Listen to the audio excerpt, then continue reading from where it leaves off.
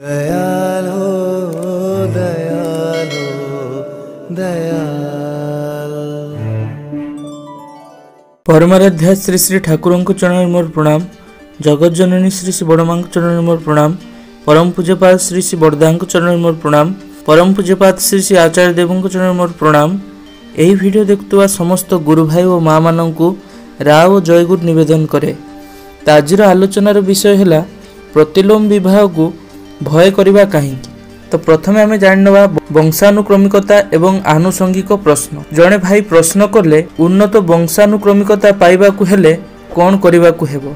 श्री श्री ठाकुर कहउचंती वंशानुक्रमिकता भलो करिबाकु हेले तार उपाय हेला सदृश कूल रे विवाह करिबा। तापरे पिलापिली जा हेबे सेमानकर शिक्षा कृष्टि जेपरि उन्नत धरणर हुए तार व्यवस्था करिबा। वंशानुक्रमिकता व्यतिक्रम दुष्ट हेले बड़ विश्री हो जाए। जड़े प्रश्न कले झील जदि नीच वंशोद्भूत हुए कौन हुए।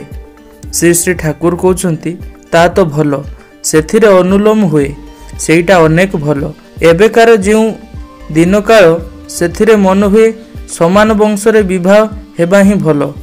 प्रश्न समान वंश माने कौन समान वर्ण।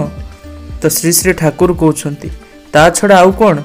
प्रश्न ताहेले एते दिन आमे माने जे अनुलोम असवर्णर कथा कहूचु तार कौन हेबो। एईटा मु कहूची एबेकार प्रकार देखी किछि काल पई। आगेकार दिन रे ऋषि माने वंश देखी विचार करी जेपरि भल परिणति हेबो सेही भली विवाह देउथिले। एबे वंश गुड़िक मध्यरे कोउटा किपरि देई अछि टेर पाइबा मुश्किल। हुए तो गोटे ब्राह्मणर झियो आउ गोटे मेहंतर पुओ गोटे क्लास रे पढ़ंती एका संगे मिसी सेमानंको मध्यरे भाव होईगला। तापरे झियोटा सेई नीच वंशर पुओटा को गोपन रे विवाह करिला। गर्भ संचार भी हेला। प्रथमे लुचाइला तापरे आउ पारेना। हुए तो सेमानंकर गोटे झियो हेला तापरे सेई झियोटे को तुम पुओ संगे विवाह देला। एही परि देई तुम वंशर काम भी सारी देला। पुणी आउ गोटे प्रकार भी आरंभ होउची। कोष्ठीर चक्र मध्यरे अनेकंकर लेखा थाए विप्रवर्ण। से निजे हुए तो वैश्य सेई लेखा देई कहे मु विप्र। तापरे ब्राह्मण झियो को विवाह करे। एही सब हरेक प्रकार रे हेउची। गोटे ध्वंसात्मक संकट व्यवस्थार आरंभ हेउची। झियो मानंकर प्रवणता ही हेला संसारटा को बांधी रखिबा। सेई माने ही जदि नष्ट होई जानती ताहले आउ धरी रखिबो किए। तेबे प्रश्न हैला प्रतिलोम विवाह को भय करिवा काहेकि। श्री श्री ठाकुर कहउचंती प्रतिलोम विवाहटा को मते सबु समय रे भय लागे। जेते ए गुड़िक देखे सेते काबू होई जाए निराश होई जाए। मोर हिमायतपुर रे बहु मुसलमान थिले सेमानंकु देखुथिली।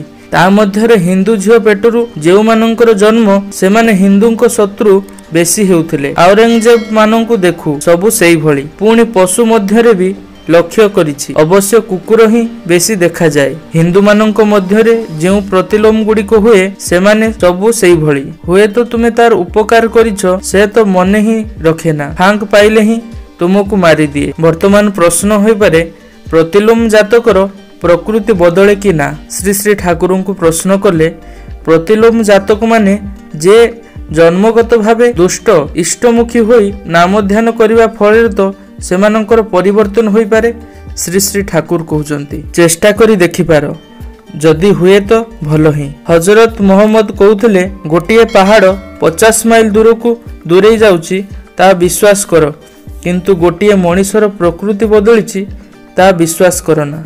एबे प्रश्न किंतु सेमानंकर संस्कार बदलैबा पई तो मु आपनकु धरिछि। श्री श्री ठाकुर कहउचंती सेगुड़िक बढ़ाइबा पई धरिछ पुणी किछि संशोधन करिया पई भी धरिछ। तेबे प्रश्न जाति वर्णर व्यभिचार न करिले कौन होई पारे।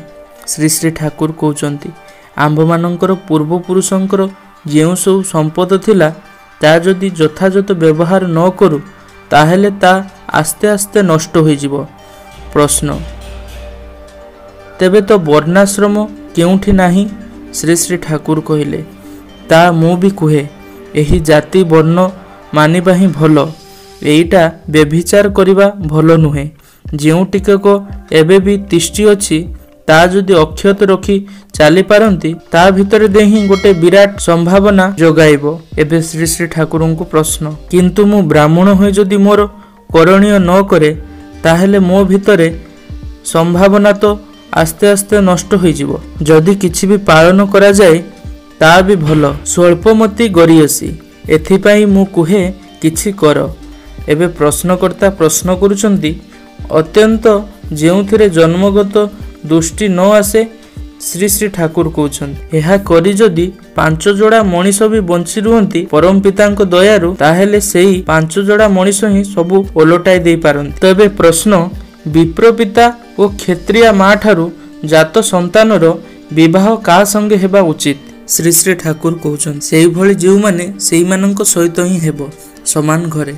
ଆଉ ସେଇ ଝିଅମାନଙ୍କର ବିବାହ ବ୍ରାହ୍ମଣ ସହିତ ବି ହୋଇପାରେ ଯଦିଓ ଟିକେ ନିଚ ହେଲା। ତେବେ ଏଇଭଳି ବିବାହ ହେବା ଆଗରୁ ସେହି ବିପ୍ର ଗୋଟେ ସବର୍ଣ୍ଣା ବିପ୍ର କନ୍ୟାକୁ ବିବାହ କରିବାକୁ ହେବ। ତେବେ ପ୍ରଶ୍ନ, ଏକ ତ ଅନୁଲୋମର ଅନେକ ଦୂରର ବିଭାଗ, ଏହା ଫଳରେ ତ ବିଭାଗ ଆହୁରି ବଢିଯିବ। ଶ୍ରୀ ଶ୍ରୀ ଠାକୁର କହୁଛନ୍ତି ଆଗେକାର ଦିନରେ ବ୍ରାହ୍ମଣ ମାନେ ଏଇଗୁଡ଼ିକୁ ଠିକ କରୁଥିଲେ। ପ୍ରତିଲୋମ ଯେପରି କୌଣସି ମତେ ହିଁ ପ୍ରବେଶ କରି ନ ପାରେ ସେଇ ଦିଗରେ ଲକ୍ଷ୍ୟ ରଖୁଥିଲେ। ସେଥିପାଇଁ କୁହନ୍ତି ବର୍ଣ୍ଣାନାଂ ବ୍ରାହ୍ମଣ ଗୁରୁ। ସମାଜରେ ଯେପରି ପୁରୋହିତ ରହୁଥିଲେ ସେଇଭଳି ଘଟକ ରହୁଥିଲେ। ସେମାନେ ପ୍ରଜନନ ବିଜ୍ଞାନରେ ସୁଦକ୍ଷ ଥିଲେ। ଏପରି ସୁଦକ୍ଷ ଥିଲେ ଯେ ଆଗରୁ କହିଦେଇ ପାରୁଥିଲେ ସେହି ଝିଅ ସଙ୍ଗେ ଯଦି ଏହି ପୁଅର ବିବାହ ହୁଏ ତାହେଲେ ତାର ସନ୍ତାନ କିଭଳି ହେବ, ପୁଣି ସେମାନଙ୍କର କେତୋଟି ପୁଅ ଆଉ କେତୋଟି ଝିଅ ହେବ ତାହା ବି କହିଦେଇ ପାରୁଥିଲେ। ତ ଆଜିର ଭିଡ଼ିଓକୁ ଏଇଠି ସମାପ୍ତ କରିବା। ପରିଶେଷରେ ସମସ୍ତଙ୍କର ଶାନ୍ତି, ସ୍ୱସ୍ତି, ସୁଦୀର୍ଘ ଇଷ୍ଟମୟ ଜୀବନ କାମନା କରି ଆଜିର ଆଲୋଚନାକୁ ଏଇଠି ଶେଷ କରୁଛି। ଜୟ ଗୁରୁ।